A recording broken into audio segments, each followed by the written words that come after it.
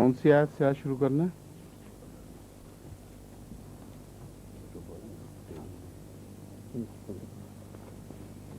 ام حسبتم.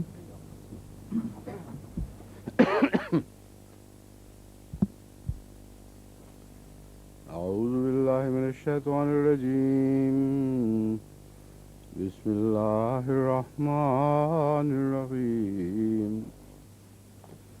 ام حسبتم ان تدخلوا الجنة ولما يأتكم مثل الذين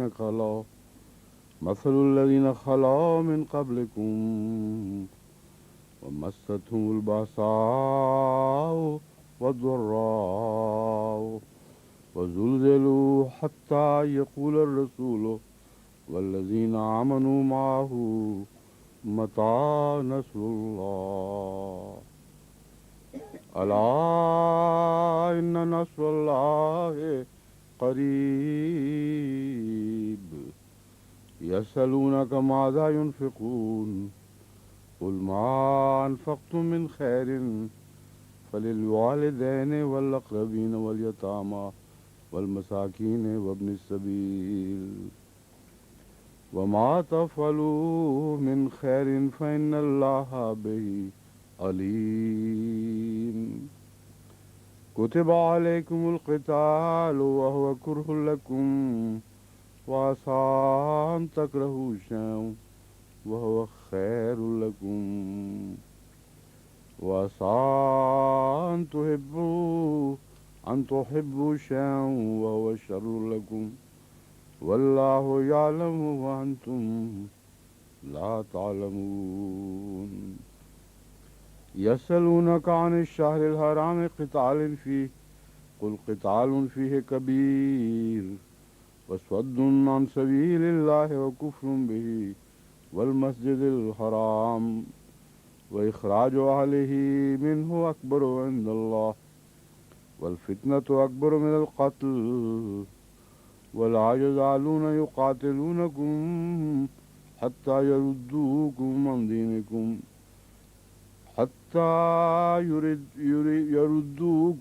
دينكم إن استطاعوا ومن يرتد منكم عن دينه فيمت وهو كافر فأولئك حبطت أعمالهم في الدنيا والآخرة وأولئك أصحاب النار هم فيها خالدون.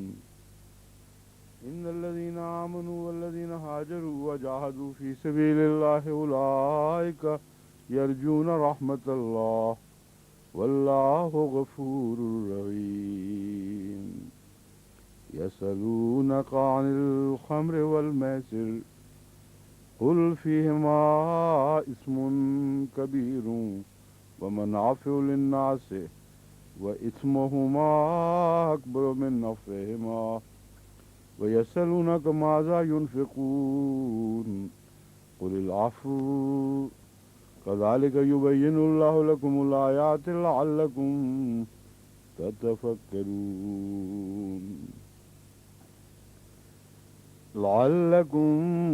تتفكرون في الدنيا والآخرة. ويسألونك عن اليتامى قل إصلاح لهم خير وإن تخالطوهم فإخوانكم والله يعلم المفسد من المصلح ولو شاء الله لأعنتكم إن الله عزيز حكيم. إن الله عزيز حكيم. ولا تنكحوا المشركات حتى يؤمنن ولا أمة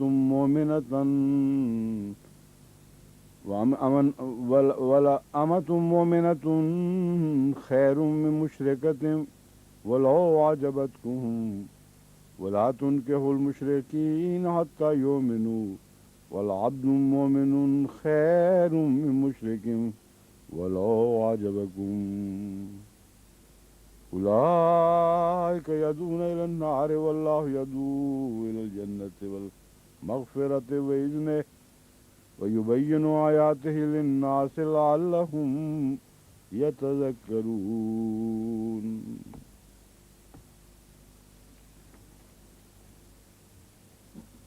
ام حسبتم، ام میں کیا، حسبتم تم یہ گمان کرتے ہو یا تم نے یہ گمان کیا ہے، ان تدخلوا الجنت ولما یاتکم مثل الذین خلو من قبلکم، ان کہ تدخلوا کہ تم داخل ہو جاؤ گے، ان کی وجہ سے نون آخر کا تدخلون کا گر گیا ہے. ان جب آ جاتا ہے پہلے تو مضارع میں نون گر جایا کرتا ہے، تو ان تدخلون تھا، اس کی ان کی وجہ سے نون آخری گر گیا تو تدخلو بن گیا کہ تم داخل ہو جاؤ گے جنت میں. ولما یاتکم مثل الذین، حالانکہ ابھی تک تمہارے پر وہ مثال صادق نہیں آئی، خلو من قبلکم یعنی ان لوگوں کی مثال جو تم سے پہلے تھے. کیا تم گمان کرتے ہو کہ تم جنت میں داخل ہو جاؤ گے حالانکہ ابھی تک، یاتکم مثل کا مطلب ہے تم پر وہ مثال صادق نہیں آئی جو ان لوگوں کی ہے جو تم سے پہلے تھے. مستہم الباساؤ، ان کو سختی نے آ پکڑا تھا. مسا کے میں نے ہوتا ہے چکھنا، ہاتھ لگا دینا، تو مراد یہ ہے کہ سختی ان کے بدن تک پہنچ گئی تھی، کوئی فاصلہ نہیں رہا تھا. تو ویسے مسا کے معنی چھونا ہے، مگر قرآن کریم نے مسا کے لفظ کو چھو کر ہٹنے کے معنوں میں استعمال نہیں کیا جہاں بھی عذاب کا ذکر آیا ہے. مراد یہ ہے کہ عذاب کوئی دور کی بات نہیں رہی بلکہ ان کے بدن سے ملحق ہو گیا. مستہم الضراء، سختیوں نے انہیں آ پکڑا، والضراء اور تنگی، ہر قسم کی تنگی، ترشی اس کو اردو پنجابی میں اردو میں کہتے ہیں، کہ ہر قسم کی تنگی اور سختی نے ان کو پکڑ لیا. وزلزلوا حتی یقول الرسول، اور وہ اس طرح ہلائے گئے یہاں تک کہ رسول کہہ اٹھا یا کہنے لگا، والذین آمنوا، اور وہ لوگ جو اس کے ساتھ تھے، والذین آمنوا معہ، جو اس کے ساتھ تھے وہ لوگ، متى نصر اللہ ہے، اللہ کی مدد کب آئے گی.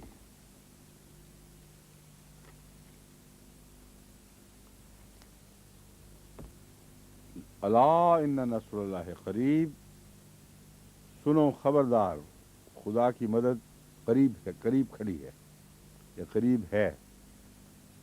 تو اس میں جو خاص توجہ والی بات ہے وہ یہ ہے کہ یہ جو متا کا نعرہ ہے یہ مایوسی کا نعرہ نہیں ہے، بلکہ تمام رسولوں کے متعلق یہ بات منسوب کی گئی ہے.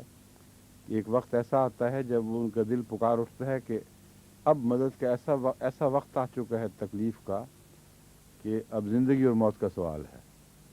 اب اگر تاخیر ہوئی تو کچھ نہیں کہا جا سکتا کہ کیا نتیجہ نکلے گا. ایسی صورت میں متا کا نعرہ لگانا یہ ہرگز نبی کی شان کے خلاف نہیں ہے، کیونکہ اس کے جواب میں ناراضگی کا اظہار نہیں ہوا اللہ کی طرف سے، بلکہ الا ان نصر اللہ قریب کی آواز آتی ہے. حضرت مسیح نے جو آخری دم میں ایلی ایلی لما شبقتانی فرمایا، عرض کیا تھا خدا کے حضور، وہ بھی مایوسی کے معنوں میں نہیں تھا، بلکہ اب تو جان لبوں تک آ پہنچی ہے، اب تیری مدد کہاں ہے، یہ معنی تھا. دراصل کیا چھوڑ دیا کا معنی یہ نہیں تھا کہ واقعتاً وہ چھوڑ دیا سمجھ رہے تھے. مراد یہ ہے کہ جس طرح متا نصر اللہ کا نعرہ نکلتا ہے منہ سے، وہ وقت تھا مسیح پر.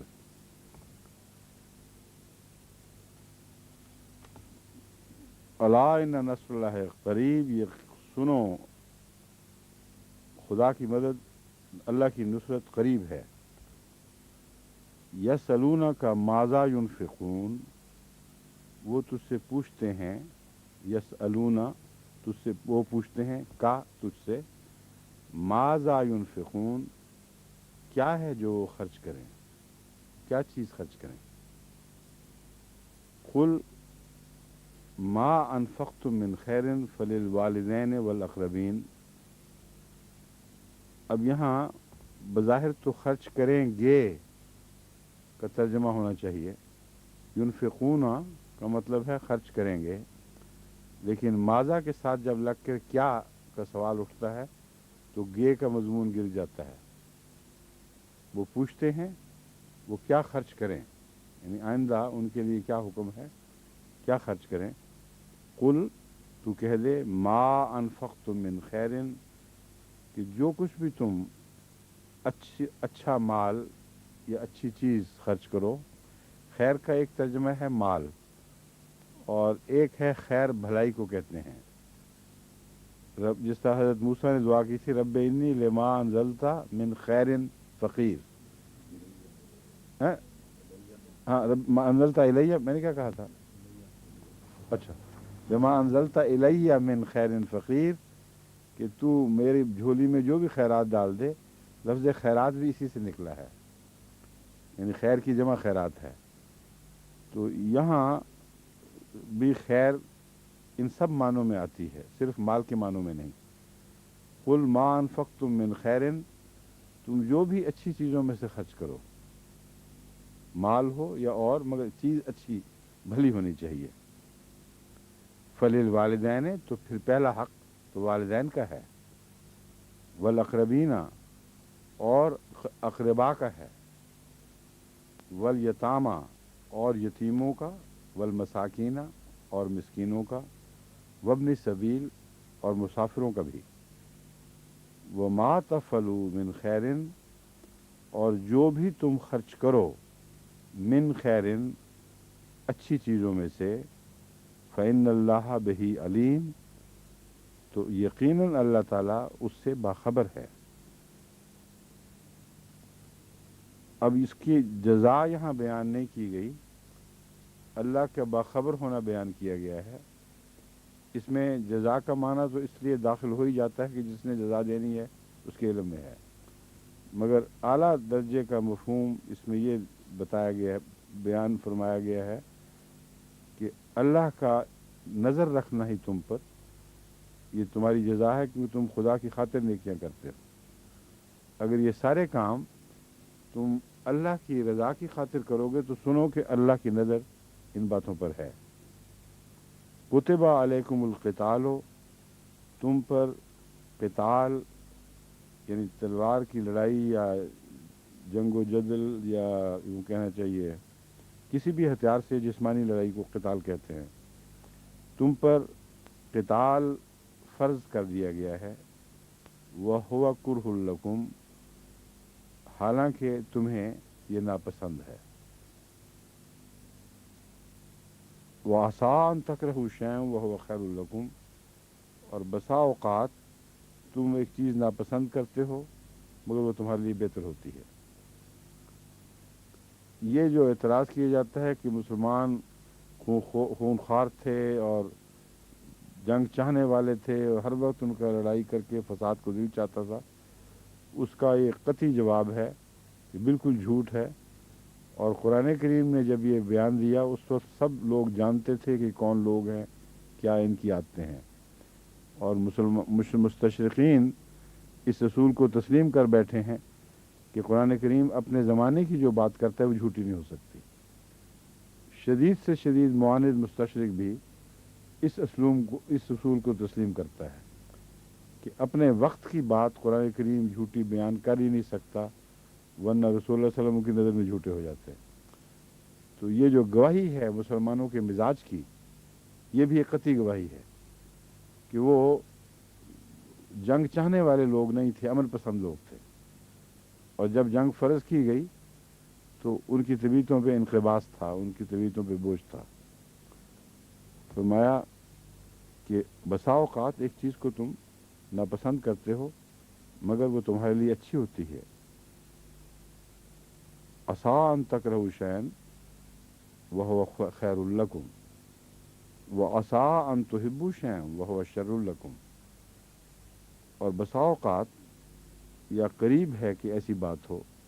عسیٰ کا مطلب یہ ہے ممکن ہے، ایسا ہو سکتا ہے، اور بسا اوقات کا ترجمہ بھی کر دیا جاتا ہے اس کا، این ممکن ہے، ایسا ہو سکتا ہے، ہوا کرتا ہے۔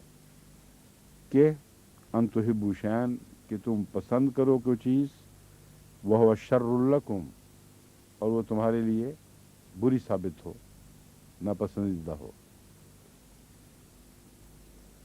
اب یہ بتائیے کہ ان تحبوا شیئا میں شیئا کے اوپر وہ تنوین اور زبر پڑی ہوئی ہے، یہ کیا وجہ ہے؟ ان تحبوا شیئن کیوں نہیں پڑھا جا سکتا؟ شیئن کیوں نہیں پڑھا جا سکتا؟ کوئی بتا سکتا ہے؟ اس کا ترجمہ کیا ہے؟ ہو سکتا ہے تم کیا کسی چیز کو پسند کرو، تو لفظ کو جو ہے یہ مفعول کی نشانی ہے۔ آپ یہ ترجمہ تو نہیں کہہ سکتے کہ ہو سکتا ہے تم کسی چیز نہیں پسند کرو، نہیں لگتا ہی نہیں یہاں، تو ظاہراً مانن آپ کو فوراً سمجھ آ جانا چاہیے کہ یہ مفعول کا موقع ہے۔ کسی چیز کو تم پسند کرو، جس کو پسند کرو گے وہ تمہارا مفعول ہے، پسند کا مفعول ہے، تمہاری پسند کا مفعول کہہ دینا چاہیے۔ اور عسیٰ ان تحبوا شیئا وہو شر لکم، شرن کے اوپر پیش ہے،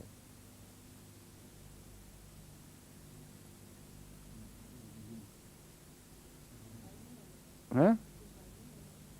نہیں، یہاں آپ کو دھوکہ لگ گیا، یہ چیز میں نے آپ کو پڑھائی نہیں ہوئی اصل میں۔ ایک جملہ فعلیہ ہوتا ہے، ایک جملہ اسمیہ ہوتا ہے۔ جو جس جملے میں فعل نہ آئے اس میں اس کا اسم اور اس کی خبر، یہ دو جز ہوتے ہیں، اور عام حالتوں میں دونوں پہ ہی پیش آتی ہے، اسم پر بھی اور خبر پر بھی۔ اس میں اسم کون سا ہے اور خبر کون سی ہے؟ ہوا اسم ہے اور شرن اس کی خبر ہے۔ ہوا شرن وہ چیز شر ہے، تو ہے کا چونکہ اس میں عربی میں اظہار لفظاً نہیں ہوا کرتا بلکہ معنوں میں داخل ہوتا ہے، اس لیے فعل کا اظہار نہیں ہوا، کوئی نہ ماضی ہے نہ مضارعہ ہے نہ اس میں فعل امر ہے، کچھ بھی نہیں، اور فکرہ مکمل ہے، ہوا شر لکم۔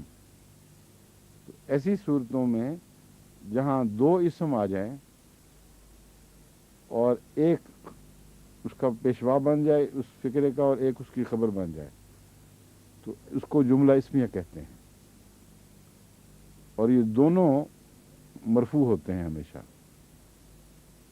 کیونکہ کسی ایک کا عمل دوسرے پر نہیں ہوتا، دونوں اپنی اپنی جگہ کھڑے ہیں، ان کو برابر انصاف کے ساتھ برابر دکھا دیا گیا ہے۔ اس لیے شر لکم، ہوا شرن ہے اصل جملہ، لکم تمہارے لیے، اس کو کہتے ہیں متعلق خبر، حرفوں کے ساتھ جو لگا کے کوئی مزید زائد بات بتا دی جائے، کس کے لیے، اس کے لیے، اس کے لیے، اس سب کو متعلق کہتے ہیں۔ اور اسی طرح جملہ اسمیہ میں، جو جملہ فعلیہ میں متعلق فعل بھی آ جایا کرتا ہے، جملہ اسمیہ میں متعلق خبر آ جاتا ہے، کہ خبر کے متعلق مزید تفصیل یہ ہے، خبر کیا ہے؟ شر، ہوا وہ شر ہے نا، اس سے متعلق مزید تفصیل کیا بیان ہوئی ہے؟ لکم، شر لہو نہیں، شر لکم۔ تو جس نے شر کے اوپر مزید وضاحت کر دی کہ شر کس کے لیے ہے، اس کے متعلق مزید بات ہوئی، اس کو متعلق خبر کہا جاتا ہے، سمجھیں؟ تو ایک اور چیز اب بعد میں پھر کبھی کبھی بتاؤں گا تاکہ آپ کو آہستہ آہستہ یہ قرآن کریم کے جملوں کی عمومی پہچان ہو جائے، تفصیلی گرامر تو نہیں پڑھانی، لیکن عموماً پتہ لگ جائے کہ فعل ہو تو یہ باتیں ہوتی ہیں، بغیر فعل کے جملے آئیں تو ان کی کیا شکل بنتی ہے۔ واللہ یعلم وانتم لا تعلمون، اور اللہ جانتا ہے، وانتم لا تعلمون، اور تم نہیں جانتے، یسألونک عن الشہر الحرام، تجھ سے وہ سوال کرتے ہیں یسألونک عن الشہر الحرام، عزت والے مہینے سے متعلق کیا سوال کرتے ہیں؟ قتال فیہ، یعنی اس میں لڑائی سے متعلق، عزت والے مہینے سے متعلق سوال کرتے ہیں، یعنی اس میں لڑائی سے متعلق۔ قل قتال فیہ کبیر، تو کہہ دے اس مہینے میں، عزت والے مہینے میں لڑنا بہت بڑا گناہ ہے، کبیر، بہت بڑی بات ہے، معمولی خرابی نہیں۔ وصد عن سبیل اللہ وکفر بہ، لڑنا بہت برا ہے، لیکن صد عن سبیل اللہ، خدا کے رستے سے روک دینا جو ہے وہ کفر بہ، اور اس کی ناشکری کرنا یا اس کا انکار کرنا، والمسجد الحرام، اور مسجد حرام کی ناشکری کرنا، یعنی وہاں لوگوں کو جانے سے روک دینا، اس کے حقوق کو تلف کرنا۔ مسجد حرام کے اپنے حقوق ہیں، وہ حقوق یہ ہیں کہ وہاں جو لوگ جاتے ہیں ان کو عزت احترام کے ساتھ، بغیر نقصان، بغیر شر، بغیر خوف کے وہاں پہنچنے دو۔ تو فرماتا ہے اللہ تعالیٰ بہت بری چیز ہے اگر قتال کیا جائے، لیکن اس کے علاوہ بھی بری باتیں ہیں۔ وصد عن سبیل اللہ، اللہ کی راہ کو اسے روکنا، وکفر بہ، اور اس کا انکار کر دینا یا اس کے ساتھ ناشکری کا سلوک کرنا، والمسجد الحرام، اور اسی طرح مسجد حرام کی راہ روکنا، صد عن المسجد الحرام، یہ مطلوب بن جائے گا، صد عن سبیل اللہ وکفر بہ، وصد عن المسجد الحرام، مسجد حرام سے روکنا، اس کی راہ روکنا، یہ بہت بڑا گناہ ہے۔ وَإِخْرَاجُ أَهْلِهِ مِنْهُ أَكْبَرُ عِندَ اللَّهِ، اور وہاں کے باشندوں کو وہاں سے نکال دینا، یا وہ لوگ جو اس میں رہنے کے زیادہ اہل ہیں، یعنی محمد رسول اللہ علیہ وسلم اور آپ کے ساتھی، جن کی خاطر خانہ کعبہ کی تعمیر ہوئی ہے۔ اصل میں اغراض کعبہ کا بلند مقصد جو تھا، سب سے بلند، رسول اللہ علیہ وسلم کی بعثت اور آپ کے ساتھیوں کا وہاں طواف کرنا اور خدا کو یاد کرنا تھا۔ تو اہل ہی کے معنی ایک یہ بھی ہوتا ہے جو اس کے اہل ہیں، اردو میں جو ہم اہل کہتے ہیں نا، اس کے حقدار ہیں، انہی کو زیب دیتا ہے وہاں رہنا، ان کو تو نکال دیا جائے اور ہر للو پچو وہاں رہ جائے، یہ بہت بڑا ظلم ہے۔ اب یہ وہی بات دہرائیے، والفتنۃ اکبر من القتل، قتال تو منع ہے لیکن فتنہ اس سے بھی زیادہ ظلم ہے۔ یہ نہ سمجھنا کہ قتال نہیں کرنا، باقی جو فتنہ کرنا ہے لوگوں کو روک دو، بشک روکنا اس سے بھی بڑا گناہ ہے۔ کیوں بڑا گناہ ہے بتائیے؟ ہاں فتنہ تو ہے۔ اصل میں اس کی روح بیان فرمائی گئی ہے کہ قتال کیوں منع ہے ان دنوں میں۔ قتال تو ویسے جائز ناجائز ہو سکتا ہے، اس کی بحث ہی اٹھ رہی، جائز قتال کی بحث ہو رہی ہے کہ قتال تمہارے لیے جائز بھی ہو تو حرمت والے مہینے میں نہیں کرنا، سوائے اس کے کہ دشمن مجبور کر دے۔ کیوں منع ہے قتال؟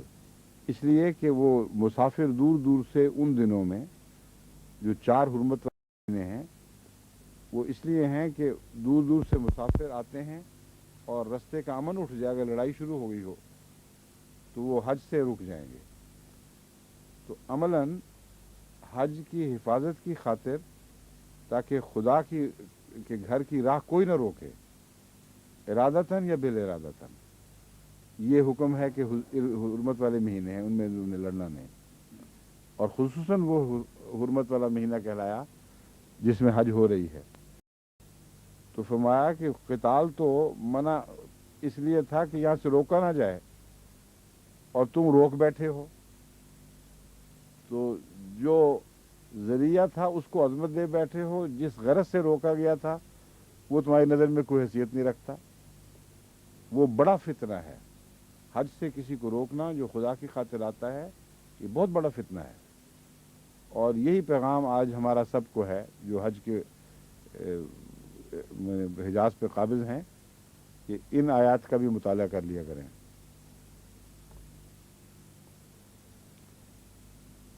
والفتنة اکبر من القتل ولا يزالون يقاتلونكم حتى يردوكم عن دينكم. اور فتنہ کا ذکر چلا ہے تو پھر فتنے کی مزید تشریح بھی آ رہی ہے. وہ تم سے ہمیشہ لڑتے رہیں گے حتیٰ یردوکم عن دینکم، یہاں تک کہ تمہارے دین کو تبدیل کر کے تمہیں مرتد کر دیں. یہ ہے اصل فتنہ. خدا کے مذہب کے نام پر جبر و تشدد خدا کے نزدیک سب سے بڑا فتنہ ہے. اور جب تک تم اپنا دین نہیں بدلتے انہوں نے تمہارا پیچھا نہیں چھوڑنا. اور کوئی وجہ نہیں ہے ان کی دشمنی، ان کی پرخاش کی. سب جھوٹ بولتے ہیں کہ یہ کر دیں گے تو ہم چھوڑ دیں گے، یہ کہیں گے تو ہم نہیں کچھ کریں گے، تسلیم کر لیں پاکستان کے قانون کو تو ہم یوں کر دیں گے. یہ سب جھوٹی لغو باتیں ہیں. اس زمانے میں بھی، اس سے پہلے زمانے میں بھی، اور آئندہ بھی یہی ہوگا کہ خدا کے نام پر جو لوگ خدا کو قبول کرتے ہیں اور وہ پھیلنے لگتے ہیں، ان کی وہ برکتیں جو اللہ سے آسمان اترتی ہیں، آسمان سے ان پر نازل ہوتی ہیں، ان کو روک نہیں سکتا کوئی. اس سے حسد پیدا ہوتا ہے. اور جب تک وہ اپنے مسلک کو چھوڑ کر پہلوں میں واپس نہ مل جائیں اور پرانے لوگوں کی سرداری قبول نہ کر لیں، اس وقت تک انہوں نے تم سے لڑنا ہی لڑنا ہے، تمہیں تکلیف پہنچانی ہی پہنچانی ہے. اور کوئی رستہ نہیں ہے امن کا سوائے اس کے کہ ان کے نزدیک سوائے اس کے کہ تم مرتد ہو کے ان کی ملت میں واپس لوٹ جاؤ. اور اگر ایسا کرو گے تو اللہ فرماتا ہے وَمَن يَرْتَدِدْ مِنْكُمْ عَنْ دِينِهِ، جو کوئی بھی اپنے دین سے تم میں سے مرتد ہوا فیمت، اور ایسی حالت میں مر گیا، وَهُوَ کافر، جبکہ وہ کافر ہو، فَأُولَٰئِكَ حَبِطَتْ أَعْمَالُهُمْ فِي الدُّنْيَا وَالْآخِرَةِ، تو ان کی ساری نیکیاں، تمام اعمال جو اچھے انہوں نے کیے تھے وہ دنیا میں بھی بیکار لاتائل ہو جائیں گے اور آخرت میں بھی ان کا کوئی اجر نہیں ملے گا، وہ سب ضائع ہو جائیں گے. وَأُولَٰئِكَ أَصْحَابُ النَّارِ، اور یہی لوگ ہیں جو جہنم والے ہیں. ہم فیہا خالدون، وہ اس میں بہت لمبا عرصہ تک رہیں گے. تو دو مصیبتوں کے درمیان مومن پھنس جاتا ہے. ایک، دشمن نے چھوڑنا ہی نہیں پیچھا جب تک مرتد نہ ہو، اور مرتد ہو تو اللہ نے پیچھا نہیں چھوڑنا. اب فیصلہ تو کرنا ہے کہ دونوں میں سے کس مصیبت کو قبول کرنا ہے.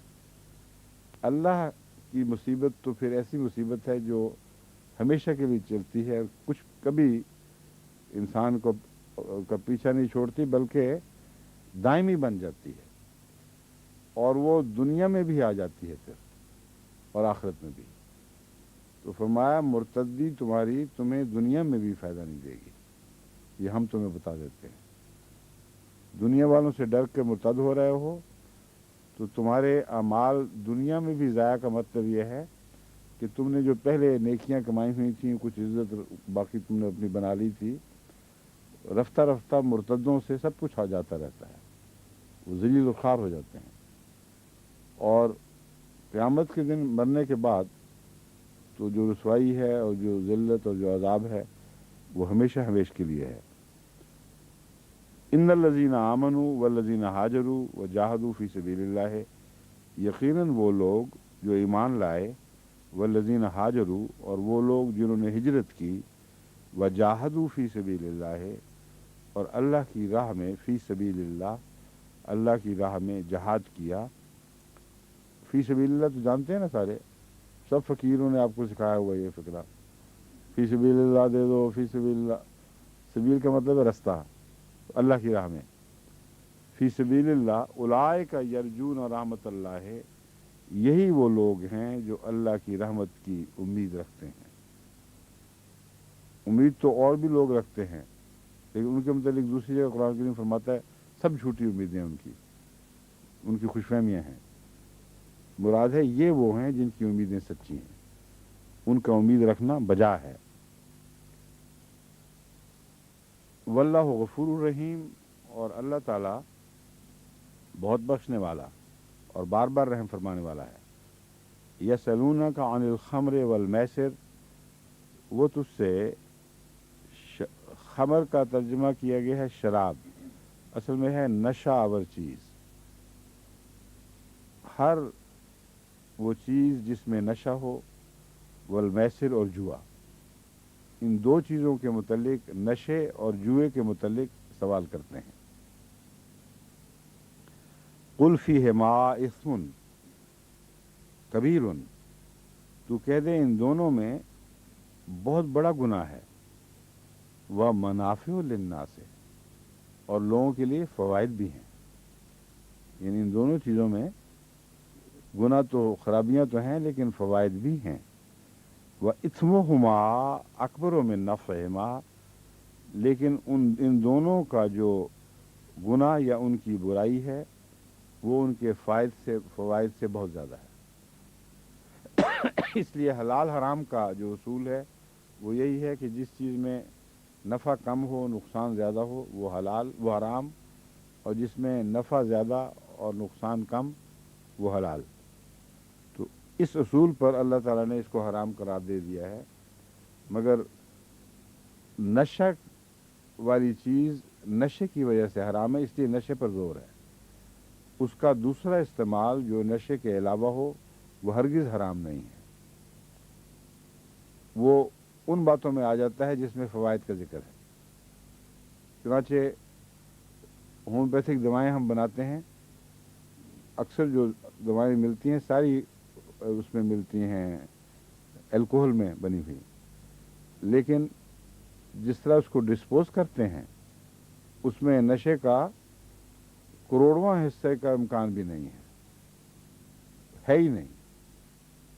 اس کی وجہ یہ ہے کہ وہ الکوہل جب ہم اس کو گولیوں میں ڈال کے دیتے ہیں تو وہ جذب ہو کر خشک ہو کر دیا جاتا ہے، خالی خشک گولیاں آپ کو ملتی ہیں، اور اگر وہ خشک نہ بھی ہوں تو ساری دوائی بھی آپ کھا جائیں تو نشہ نہیں آ سکتا۔ اتنی تھوڑی مقدار، ایک چند قطروں میں وہ 100 مریض یا اس سے بھی زیادہ کے لیے وہ کافی ہو جاتی ہے۔ اور اصول یہ ہے کہ وہ چیز جس کی زیادتی نشہ دے وہ حرام ہے، لیکن دوا کی صورت میں اس کی زیادتی ہو ہی نہیں سکتی، کیونکہ نشے سے پہلے وہ دوا مار دے گی، اس کی پروونگ شروع ہو جائے گی، اور اس غرض سے زیادہ دوا کھا جانا کہ نشہ ہو، یہ تو خیر ویسی فعل ہی حرام ہے اپنی ذات میں، لیکن اصولی بات یہ ہے کہ یہ دوا جو جان بچانے کے لیے استعمال ہوتی ہے اس میں ایک اور اصول بھی کار فرما ہو جاتا ہے، ایک نہیں صرف۔ اول تو یہ کہ یہ دوائیں کبھی بھی کسی کو نشہ نہیں دیتی، سوائے اس کے کہ بعض لوگ چور اچکے ان دواؤں کے لیبل لگا کر، یہ ہومیوپیتھی کے لیبل لگا کر پاکستان میں کثرت کے ساتھ شراب کے طور پر دوائیں بیچتے ہیں، اور لائسنس ہومیوپیتھی کا لیتے ہیں، اور لیبل لگا کر انڈر گراؤنڈ جو چیز چل رہی ہیں، شراب کے کاروبار چل رہے ہیں، اس میں ایک یہ بھی ذریعہ بنا ہوا ہے، تو وہ حرام ہے۔ وہ دوا کی خاطر لیتے نہیں، نہ دوا ہوتی ہے اس میں، صرف لیبل ہے، ایپیکاک لگا دیا اوپر۔ اب کسی کو ہومیوپیتھی میں کیا پتہ لگ سکتا ہے، دنیا کی کوئی لیبارٹری ٹیسٹ کر ہی نہیں سکتی کہ خالی شراب ہے یا دوا کا اس میں عنصر ہے۔ تو یہ چیزیں حرام ہیں جو نیت کی خرابیوں کے ساتھ داخل ہو جاتی ہیں، ورنہ ہومیوپیتھک دوا اپنی ذات میں ایک تو اس لیے حرام نہیں کہ جس مقدار میں وہ دی جاتی ہے اس سے زیادہ مقدار دی جا ہی نہیں سکتی۔ اس کی وجہ یہ ہے کہ ایک قطرہ جب آپ گولیوں میں ڈال دیتے ہیں تو وہ جو میں نے جیسا کہ بتایا ہے وہ گولیاں ساری ہومیوپیتھک دوا بن جاتی ہیں۔ اب اس کو آپ 1 من بھی کھا جائیں تو نشہ نہیں آ سکتا، 10 من بھی کھا جائیں تو نشہ نہیں آ سکتا، اس میں اتنی تھوڑی رہ جاتی ہے الکوہل کی مقدار، اس سے زیادہ تو گلے ہوئے پھلوں میں نشہ ہوتا ہے، انگور ذرا سے خراب ہو جائیں تو ان میں زیادہ نشہ آ جاتا ہے، یعنی اس لحاظ سے کہ الکوہل کی پرسنٹیج اس میں ہر گلے ہوئے پھل میں ضرور پیدا ہو جاتی ہے۔ اسی لیے جو لیبارٹری میں کام کرتے ہیں، الکوہل وغیرہ بنتے ہیں جب، تو اس کو کہتے ہیں فروٹی آئے گی اس میں اسمیل، اس وقت سمجھنا کہ کیمیکل جو ہے اس نے کام کر دیا ہے۔ ہم لیبارٹری میں جب کام کیا کرتے تھے کیمسٹری میں، تو جب وہ الکوہل بنتا تھا تو اس کی علامت پروفیسر یہ بتایا کرتا تھا جب یہ بن جائے گا تو اسی وقت تمہیں فروٹی اسمیل آئے گی، اور ساری لیبارٹری پھلوں کی خوشبو سے بھر جاتی تھی۔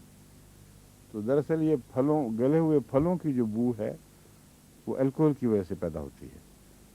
میں آپ کو یہ سمجھا رہا ہوں ضمناً کہ خدا تعالیٰ نے نشے کی بات کی ہے، شراب کا لفظ نہیں رکھا، اور جس چیز سے نشہ پیدا ہوتا ہے اس کے فوائد کا بھی ذکر فرما دیا۔ تو اگر نشہ نہ ہو اور فوائد ہوں صرف، تو وہ قرآن کریم کی روح سے حرام نہیں ہے۔ دوسرے یہ کہ اس میں جو اینٹی سیپٹک مادہ پایا جاتا ہے وہ ایک بہت بڑا فائدہ ہے اس کا، اور اس کے لیے تو آئے دن جتنے بھی ٹیکے لگتے ہیں یہاں وہ الکوہل مل رہے ہوتے ہیں وہاں، تو اس پہ کیوں نہیں شور بچاتے مولوی؟ کیونکہ ہومیوپیتھک دوا میں جتنا الکوہل اندر جا سکتا ہے اس سے ہزاروں گنا زیادہ وہاں لگانے سے زیادہ چلا جاتا ہے، کیونکہ وہاں خالص الکوہل لگایا جا رہا ہوتا ہے۔ میں نے تو بتایا ہومیوپیتھک تو میٹھے میں ڈال کے ڈائلیوٹ ہو کے اڑ چکی ہوتی ہے، لیکن اس پر یہ حرام نہیں کہتے۔ تو یوں ہی ضدیں ہیں ان کی۔ قرآن کریم کے مفہوم پر اگر غور کیا جائے تو زندگی مشکل نہیں بلکہ آسان ہو جاتی ہے، اور بغیر حرام میں پڑے ہوئے انسان جو خدا نے جائز فوائد بنائے ہیں ان سے فائدہ اٹھا سکتا ہے۔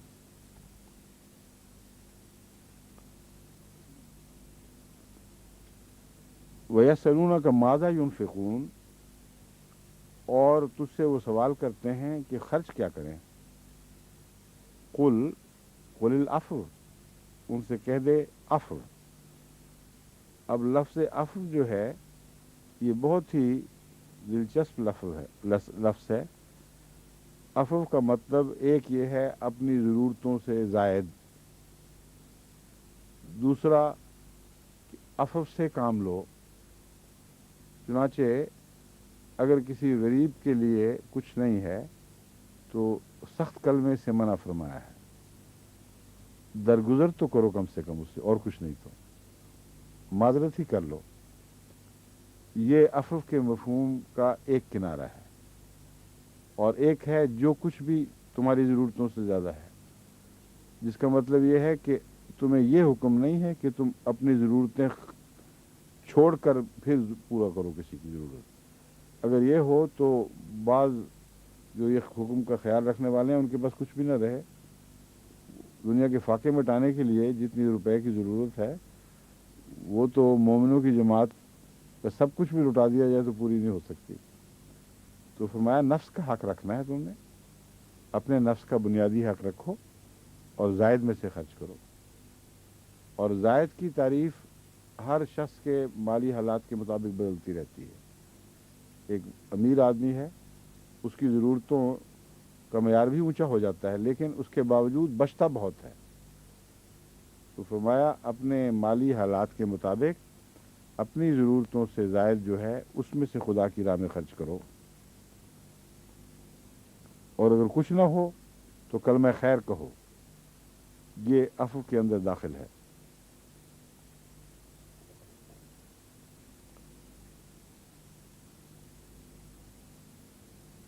کذالک یبین اللہ لکم الآیات، اسی طرح اللہ اپنے نشانات، اپنے احکامات خوب کھول کھول کر بیان فرماتا ہے۔ یہاں آیات کتاب کی وہ آیات ہے جن میں احکام جاری ہو رہے ہیں، اس لیے یہاں آیات کا احکام ترجمہ کرنا جائز ہے۔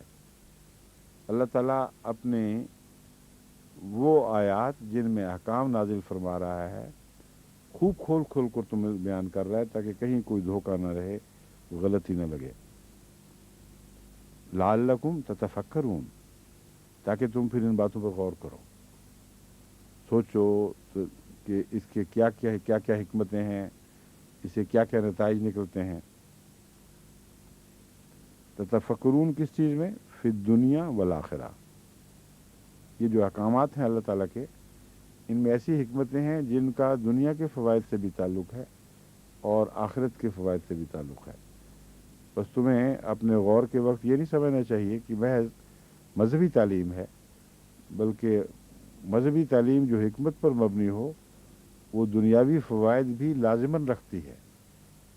تو اپنے غور کو وسیع کرو اور تدبر کرو کہ احکامات جو جاری کیے گئے ہیں انسانی سوسائٹی کے لیے کیوں مفید ہیں اور کیوں انسانی سوسائٹی کے امن کے لیے ضروری ہیں۔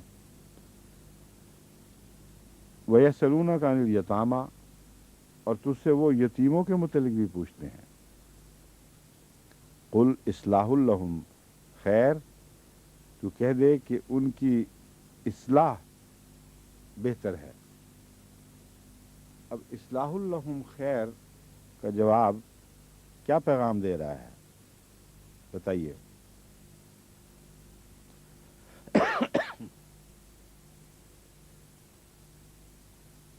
اس کا سوال سے تعلق کیا ہے؟ اگر اس کو آپ کو سمجھ نہ آئی تو اصلاح لہم خیر کو پیغام نہیں دے گا آپ کو، کچھ ترجمہ تو آئے گا لیکن سمجھ نہیں آئے گی کہ کیوں، کن معنوں میں وہ پوچھتے ہیں یتیموں کے متعلق حکم کیا ہے کہ ان کی اصلاح کرو، تو سارا فساد یتیموں میں ہی ہوتا ہے، نعوذ باللہ من ذالک۔ کوئی فسادی لوگ ہیں جن کی اصلاح کرو؟ ان کی حقوق کی بات ہو رہی تھی اور جواب ہے کہ ان کی اصلاح خیر اچھی بات ہے۔ کیوں جی بتائیے؟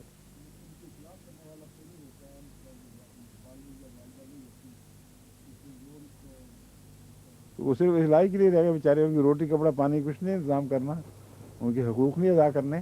وہ تو یہ کرے گا نا جو اصلاح کرے گا وہ نہیں، اصلاح کا موقع کیا ہے، محل کیا ہے یہاں؟ بات یہ ہے کہ یتیموں کے ساتھ دو طرح کے سلوک ہوتے ہیں، یا لاڈ پیار میں ان کو بگاڑ دیا جاتا ہے، اور یا ان سے معمولی سی بھی اگر کمی کی جائے تو ان کے اندر رد عمل پیدا ہوتا ہے اور احساس کمتری کے شکار ہو جاتے ہیں، اور بعض دفعہ سوسائٹی کے خلاف ان میں بغاوت پیدا ہو جاتی ہے۔ تو فرمایا کہ یاد رکھنا، یتیموں سے جو بھی سلوک کرو اس میں ان کے نفس کی اصلاح اور ان کے مزاج کی اصلاح سب سے زیادہ اولیت رکھتی ہے۔ اگر اس میں کوئی کمی آئی تو پھر تم خدا کے احکامات کی بجاوری کرنے والے نہیں ہوگے بلکہ ان کو نظر انداز کرنے والے بنو گے۔ اب یتیموں کے جو گھر کھولے جاتے ہیں مختلف جگہوں میں، ہمارے ملک میں خصوصاً، ان کو پکڑا دیے جاتے ہیں ڈبے، وہ مانگنے کے لیے نکل کھڑے ہوں۔ اب یہ جو مضمون ہے یہ اس کے خلاف، اس آیت کے حکم کے خلاف ہے۔ تمہیں یتیم پالنے کا شوق ہے تو اصلاح کی مصلحت کو قربان کر کے یتیم پالنے کی اجازت نہیں ہے۔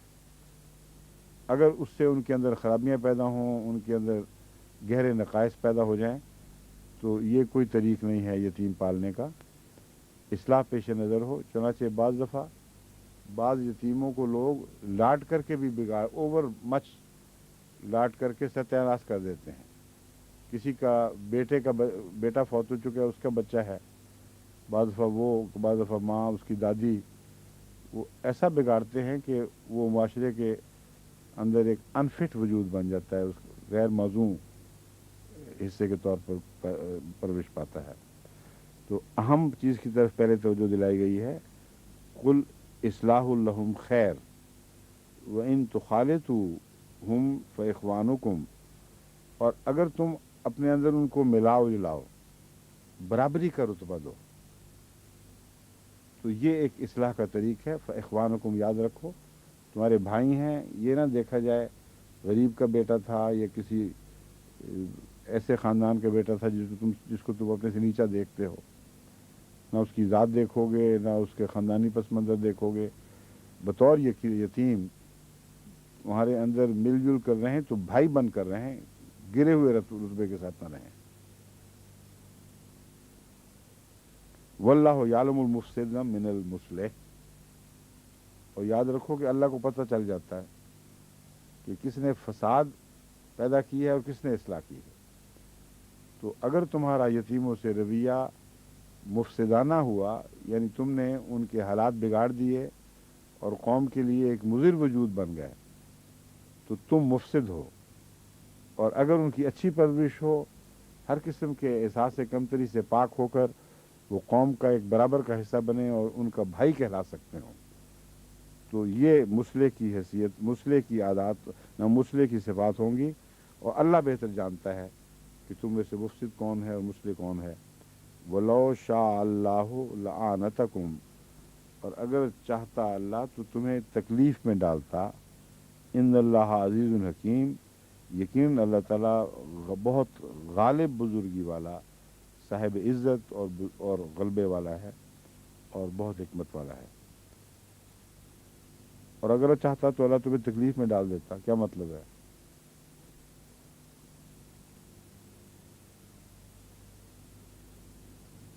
رسول کریم صلی اللہ علیہ وسلم نے ایک موقع پر فرمایا کہ جبرائیل نے مجھے اتنی تاکید کی ہمسائے کے متعلق کہ مجھے خیال پیدا ہوا کہ اس کو وارث بنا دے گا،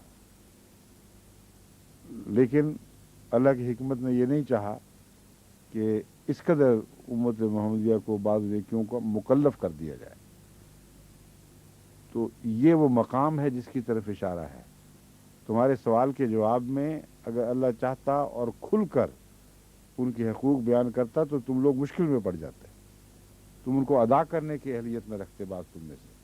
تو اتنا زیادہ تاکید ہے، یعنی یتیموں کے تعلیم کے متعلق اتنا زور ہے کہ اب تمہارے سوال کا جواب ہم کھل کے نہیں دے رہے تمہارے کمزوروں کی وجہ سے، ورنہ اگر پورا جواب دیا جائے تو یتیموں کے حقوق ادا کرنے میں تم میں سے بہت لوگ مشکل میں پڑ جائیں گے۔ تو حد سے زیادہ خیال رکھنا، مگر حد سے زیادہ نہیں، حد استطاعت تک خیال رکھنا، مگر اس حکمت کے ساتھ کہ ان کا مزاج نہ بگڑے اور وہ تمہارے بھائیوں کی شان کے مطابق سوسائٹی کا حصہ بنے، وہ ایسے وجود بن کر ابھریں کہ تمہارے بھائی کہلانا ان کے شایان شان اور تمہارے شایان شان ہو۔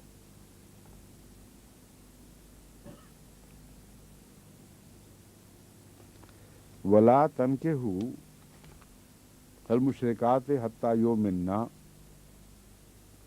اور مشرک عورتوں سے اس وقت تک نکاح نہ کرو یہاں تک جب تک وہ مومن نہ ہو جائیں۔ یؤمنن،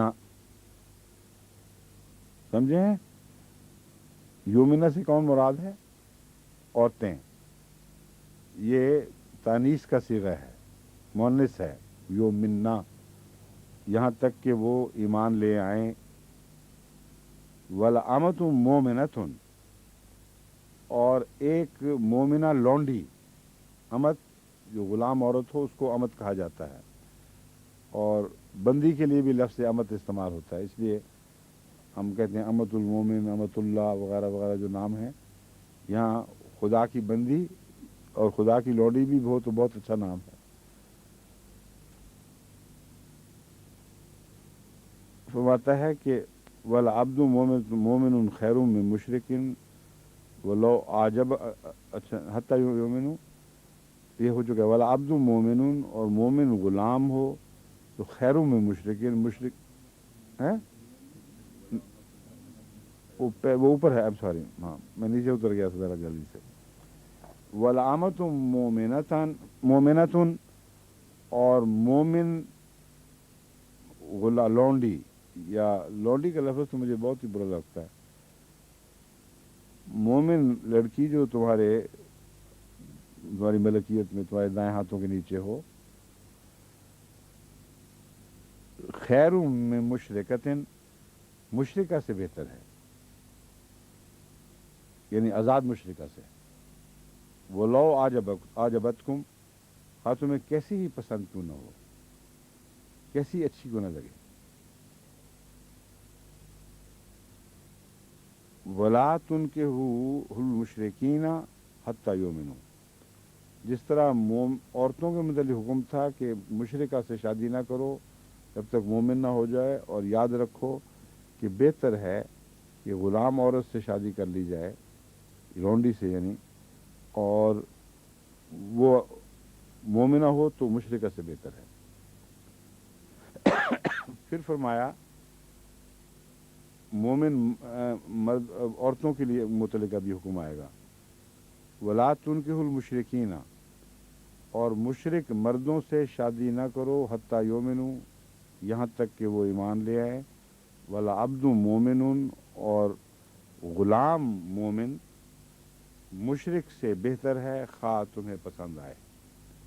उलाइक यदऊन इलन नारे, ये वो लोग हैं जो आग की तरफ बुलाने वाले हैं। वल्लाहु यदू इलल जन्नत, और अल्लाह जन्नत की तरफ बुलाता है, वल मगफिरत बेइज़्ने, और मगफिरत की तरफ अपने हुक्म के साथ, व युबय्यिनु आयातिही लिन्नास, और लोगों के लिए निशानात को खूब खोल देता है, खोल खोल कर बयान फरमाता है, लअल्लहुम यतज़क्करून, ताकि वो नसीहत पकड़ें। यहाँ शादी का जो बुनियादी असूल है वो बयान हो गया है कि शादी महज दुनियावी वजाहतों और हुस्न ज़ाहरी और हुस्न वगैरह की खातिर नहीं होनी चाहिए। उसकी वजह यह है कि असल जो शादी के साथ बाज़ कानून कुदरत लगे, क़वानीन लगे हुए हैं, उनमें अफजाइश नस्ल का कानून है। असल बुनियादी शादी का निज़ाम ही अफजाइश नस्ल की खातिर हुआ है।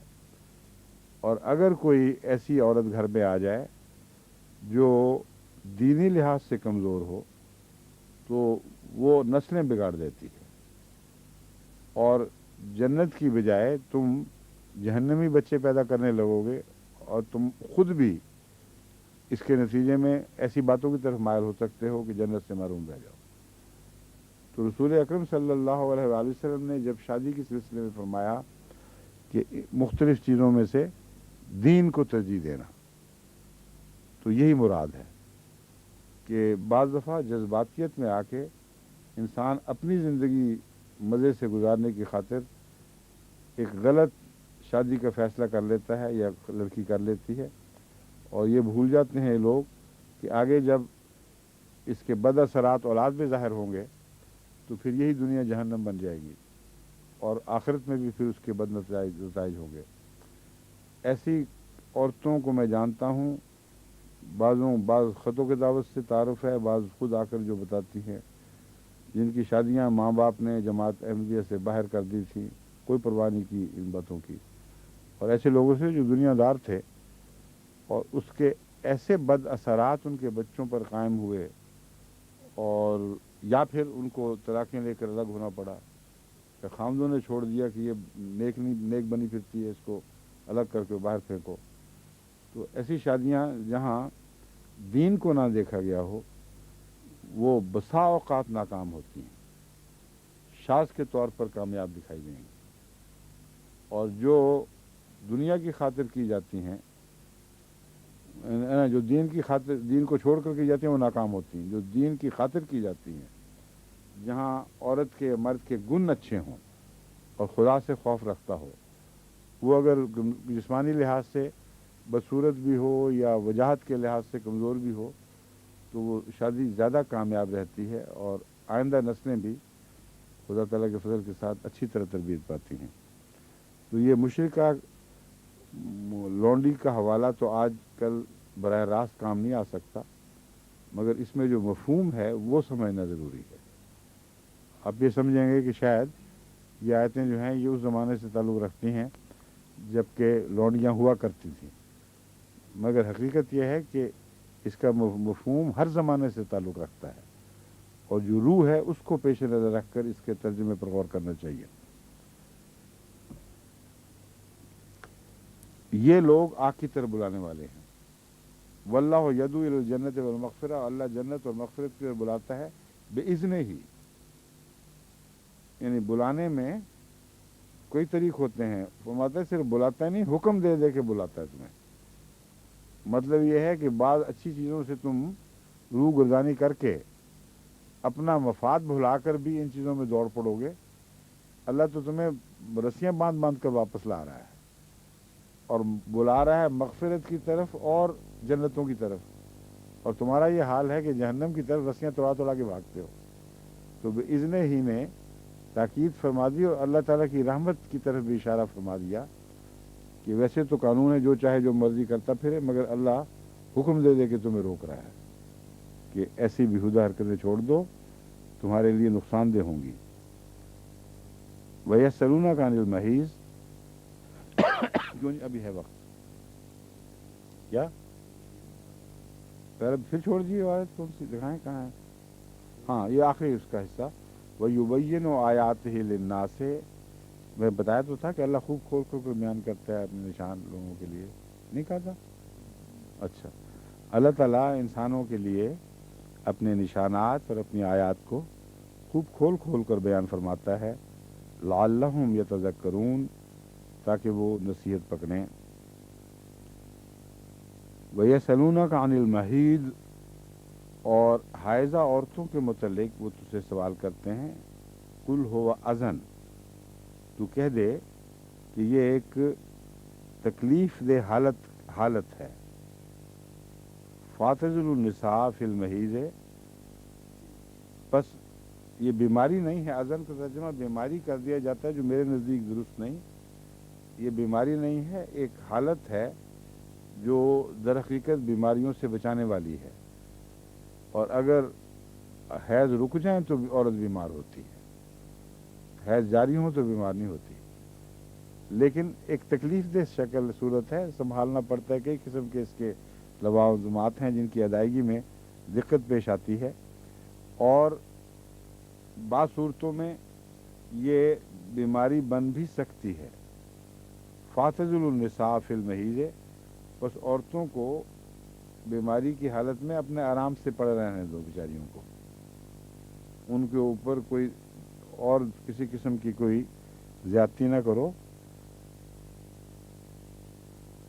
وَلَا تَقْرَبُوهُنَّ حَتَّى يَطْهُرْنَ، اور جب تک وہ اس حالت سے پاک صاف نہ ہو جائیں اس وقت تک ان سے تعلقات نہ رکھو، یعنی بول چال کے تعلقات مراد نہیں ہیں۔